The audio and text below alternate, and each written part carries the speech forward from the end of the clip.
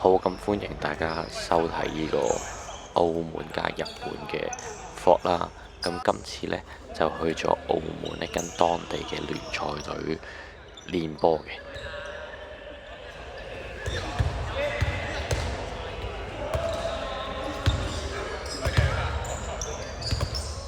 咁呢，拍嘅時候呢，就大概4月頭啦。咁嗰陣時其實都好耐冇做運動啦，咁就慢慢 pick up 翻去打波嘅狀態啦。咁喺澳門呢邊打波呢，大家都好 nice 嘅。咁平時都會有講有笑啊。咁但係落到場練習嗰陣時呢，或者打比賽呢，就會好認真咁去打咯。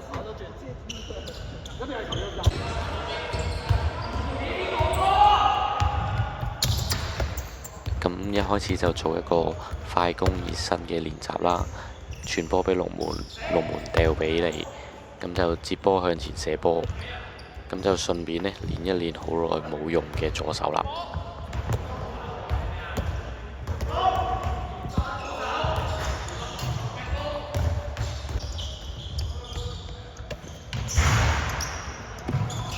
咁之後呢，第二個熱身呢，就係二人對傳過去射門。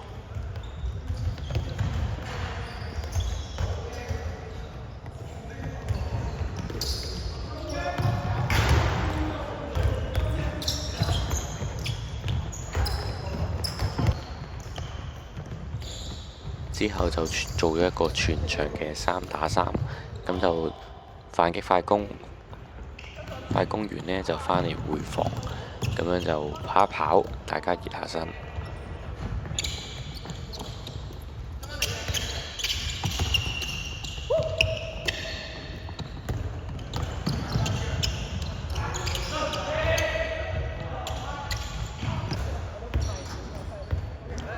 咁就完成咗熱身嘅環節啦。咁你見到我都有少少攰嘅，咁我準備6打6。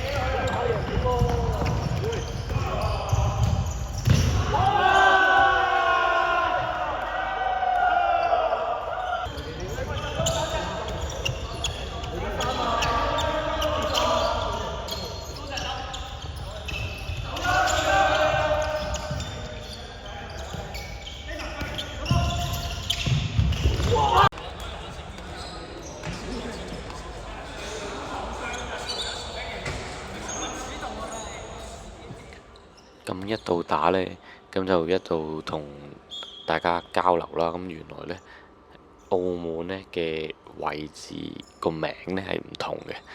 咁我哋平時叫 wing 位啦，佢哋呢會叫小角度咁樣嘅。咁就副位呢就叫45度，咁就唔同啦。有時咁就溝通又嘗試學習下唔同嘅名詞，咁樣有一個好新穎嘅諗法啦。跟住佢哋會湯底會叫酒底啊，一啲唔同嘅 terms。跟住左轉呢，佢哋好似會叫八字咁樣嘅。咁雖然同一個走動，但係個名又會有唔同。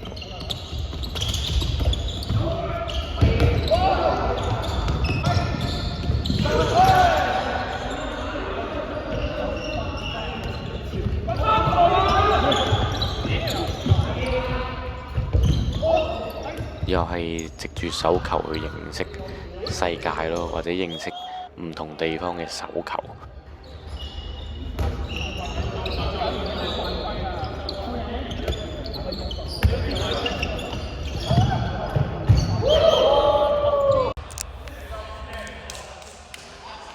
好坦白講，喺澳門呢邊打波呢，水平會唔會好高好強呢？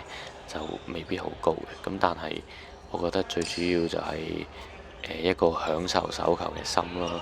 咁過嚟交流或者認識唔同地方嘅手球呢，係對於我自己呢係好想做嘅。咁亦都同澳門隊長啊、Victor 啊，咁就都傾咗好多。咁就睇下香港同埋澳門嘅手球會唔會一齊進步啦？或者其實唔需要諗進步嘅，最緊要就係享受呢個手球咯。然後喺打手球嘅時間就投入落去，咁就大家一齊玩得開心。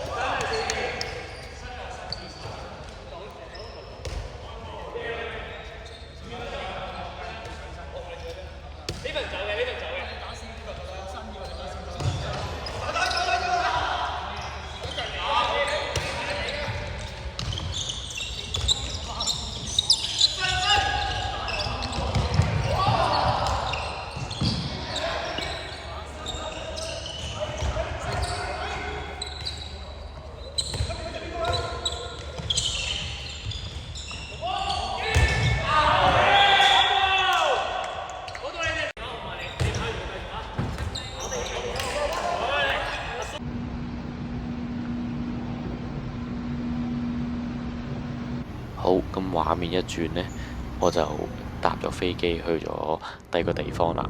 咁呢，我就會去呢個日本嘅大阪嘅。咁之前就認識咗大阪隊嘅教練啦，咁就過咗嚟同佢哋有少少交流。好，咁呢個體育館呢，就係當日訓練嘅體育館，呢個係個中學嘅體育館嚟嘅。咁球隊呢，就會俾錢 book 唔同地方嘅體育館，可能係中學，可能係高中咁樣。咁就有時呢，地方可以呢就會查手膠，有時就唔可以查手膠嘅。呢支球隊呢，就係大阪高石。咁如果呢，你有睇開日職嘅話呢，咁你會見到可能清水啊、潘恩傑啊、前田啊呢啲名呢，係喺日職係比較出名嘅。咁佢哋教練呢，就叫明藝純，咁就係一個前國家隊嘅選手啦。咁而家係呢支球隊嘅教練，咁就同佢交流呢，主要就係講英文啦。咁潘恩傑喺度呢，就可以同佢講國語嘅。之後呢支球隊，我覺得好值得我學習呢，就係佢哋防守呢係中意守3-2-1嘅，咁就係我最中意比較高壓式防守嘅系統啦。之後呢，睇佢進攻呢，佢哋好特別嘅，咁佢哋都會打一個4後衞嘅進攻。咁我當晚睇到呢，我就都好驚訝咁樣同教練分享，我哋香港都有開始嘗試呢個進攻系統啦。咁就都有交流少少佢對呢個進攻系統嘅睇法啦。由於咧練習嘅過程當中咧係冇拍攝到嘅，咁所以我就揾咗佢比賽嘅片段出嚟呢，咁就希望俾大家初步了解到呢一支球隊嘅樣啦。咁佢哋呢，就一個禮拜練5日波嘅，咁每次練2個鐘頭嘅啫。咁訓練嘅內容其實都大同小異，同香港隊好似嘅。咁但係佢哋個球員嗰個狀態同心態呢，我覺得真係好職業球員，第一次見到。咁佢哋一入咗狀態呢，入去咧，佢哋唔會好多傾偈嘅，就係練習嘅時候就會好專注做好每個動作同細節啦。咁今次就簡單咁分享到俾大家睇下呢個職業球隊係點樣啦。咁都有好多內容未講嘅，咁之後睇下有冇咩機會咁樣再分享啦，或者再去拍多啲俾大家睇下啦。